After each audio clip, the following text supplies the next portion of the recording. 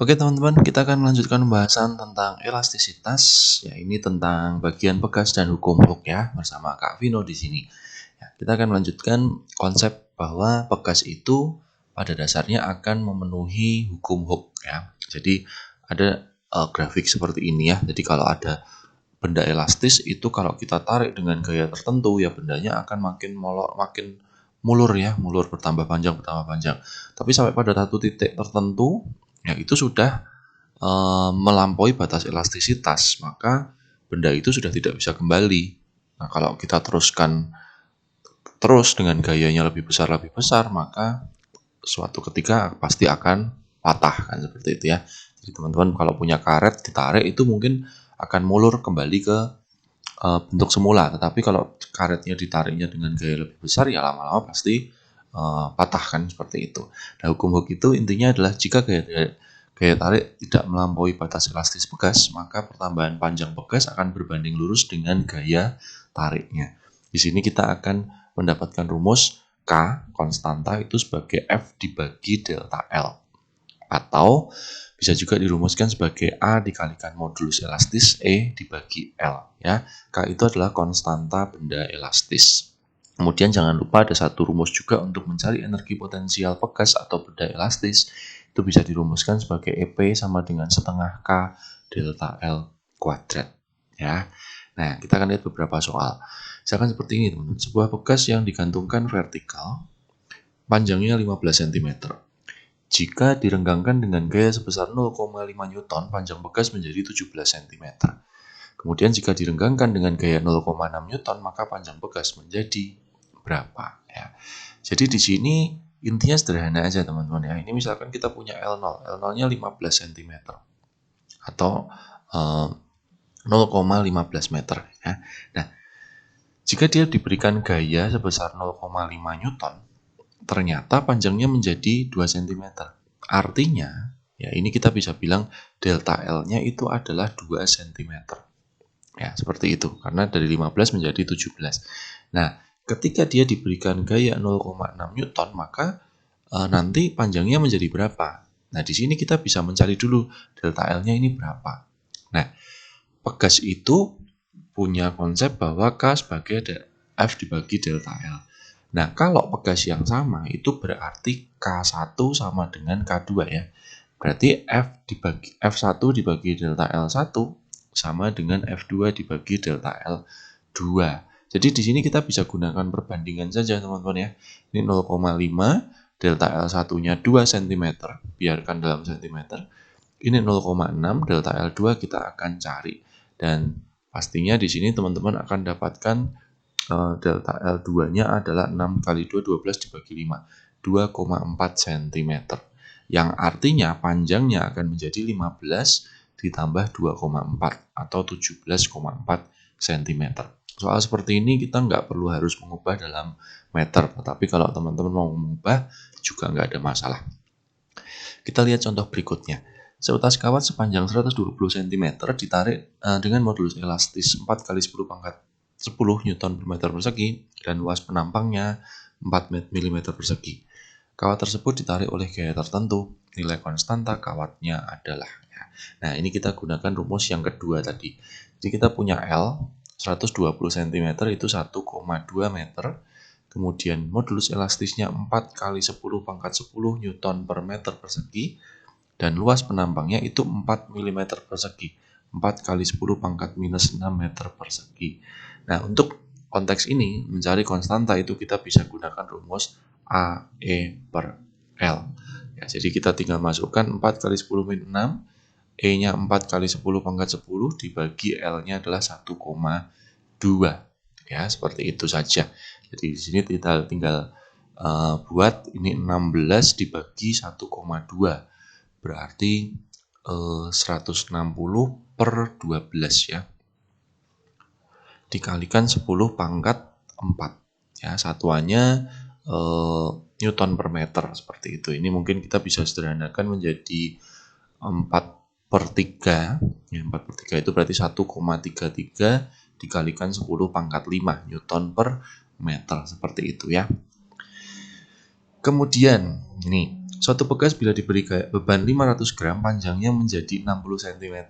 Dan jika diberi beban 800 gram, panjangnya menjadi 72 cm. Hitung panjang bekas mula-mula. Nah, ini beda dengan yang nomor 1 tadi, teman-teman ya. Jadi, beban itu kita bisa anggap sebagai gaya, nggak masalah sih, karena kita tahu bahwa gaya itu M kali G ya. Dengan asumsi G itu selalu tetap, maka F itu kita anggap sebanding dengan M ya. Jadi intinya di sini kita itu akan mencari perbandingan tadi gitu ya.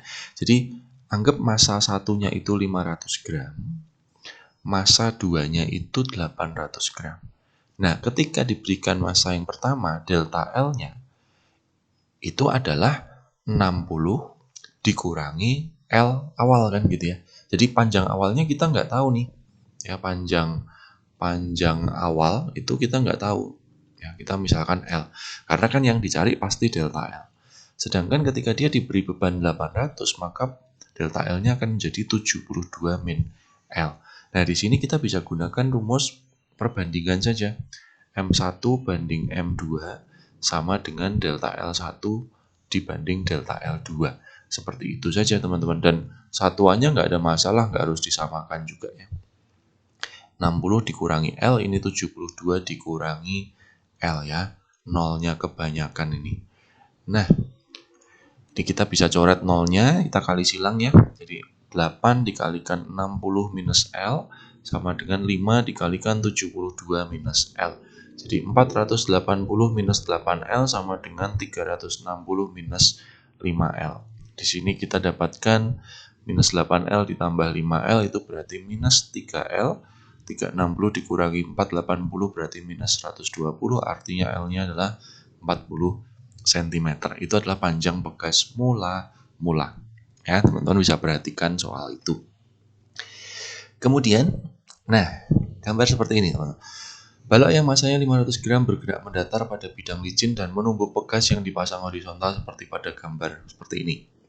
Setelah menumbuk bekas, ternyata bekas memampat sejauh 20 cm. Bila tetapan bekas itu 8 Newton per meter dan G-nya 10, maka hitung laju balok ketika menumbuk bekas. Ya. Jadi kita punya harga massa ya, massanya 500 gram itu 0,5 kg. Kemudian ada delta L, pemampatan bekas, 20 cm itu 0,2 meter. Lalu konstanta bekas itu 8 Newton per meter dan G-nya adalah 10 meter per sekon kuadrat.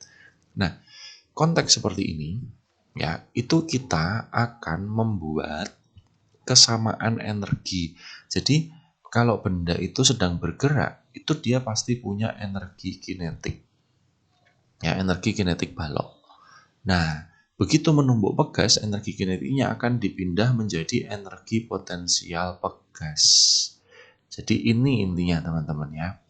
Nah, energi kinetik balok rumusnya adalah setengah mv kuadrat, sedangkan energi potensial bekas rumusnya adalah setengah K delta L kuadrat ya. Di sini setengahnya bisa kita sederhanakan atau dicoret. Teman-teman akan mencari V-nya ya. Jadi tinggal kita masukkan 0,5 dikalikan V kuadrat sama dengan 8 dikalikan 0,2 kuadrat, sehingga V kuadrat akan kita dapatkan ini 8 dibagi 0,5 itu berarti 16 dikalikan ini 4 kali 10 pangkat minus 2 ya. Jadi 64 kali 10 pangkat minus 2 artinya V-nya kita tinggal akar 8 kali 10 pangkat minus 1 atau 0,8 meter per sekon. Ya, teman-teman boleh ingat-ingat kalau ada soal seperti ini pengerjaannya adalah perbandingan energi. Kemudian mirip dengan soal ini, kalau posisi menumbuknya itu dari atas, seperti teman-teman tahun main games trampolin ya, seperti itu. Jadi bekas yang panjangnya 40 cm berdiri pada bidang mendatar. Di atas bekas dilepaskan beban 1 kg dari ketinggian 125 cm. Ya, saya data sekalian teman-teman. L-nya 40 cm itu 0,4 meter. Kemudian massanya 1 kg. Lalu ketinggian itu kita sebut H, 1,25 meter.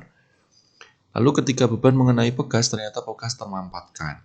Bila tetapan bekas K 625 Newton per meter dan G-nya adalah 10 meter per sekon kuadrat, hitung besar pemampatan pegasnya. Nah, soal ini sama dengan yang tadi, hanya saja kita mengkonversi energinya bukan energi kinetik, tapi energi potensial. Ya, jadi energi potensial benda akan sama dengan energi potensial pegas. Energi potensial itu adalah mgh, sedangkan energi potensial pegas itu setengah K delta L kuadrat. Ya. Tinggal kita masukkan M-nya 1, G-nya 10, H-nya 1,25, setengah dikalikan 625 dikalikan delta L kuadrat. Kita akan mencari delta L-nya ya. Sehingga di sini kalau kita dapatkan delta L kuadrat berarti 10 dikalikan ini 25 per 625 atau 1 per 25. Sehingga delta L-nya adalah 1 per 5 meter ya, atau kira-kira 20 cm.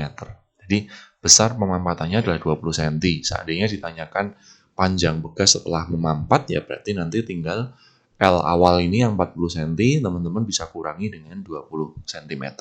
Ya, itu adalah perhitungan tentang hukum Hooke dan dihubungkan dengan pegas. Nah, satu hal lagi teman-teman, pegas itu bisa kita susun sebagai susunan seri dan paralel. Ini prinsipnya sama dengan konteks yang pernah teman-teman dapat seperti konteks hambatan. Ya, nah untuk susunan seri dan paralel, ya seperti itu kita bisa mencari konstanta gabungannya, yaitu dengan menjumlahkan. Tapi ini adalah kebalikan dengan hambatan teman-teman ya. Jadi kalau susunan seri itu mencari hambatannya adalah di 1 per 1 per. Sedangkan kalau di paralel itu dijumlahin seperti itu. Nah kemudian ada satu lagi tentang rumus periode dan frekuensi pegas. Itu bisa dirumuskan sebagai frekuensi itu adalah 1 per 2 pi akar G per L. Kalau periode kebalikannya ya. Ini adalah rumus periode dan frekuensi dalam pegas. Kita bisa lihat contoh soal ini. Dua pegas identik dengan konstanta masing-masing 200 Newton per meter disusun seri seperti terlihat pada gambar berikut.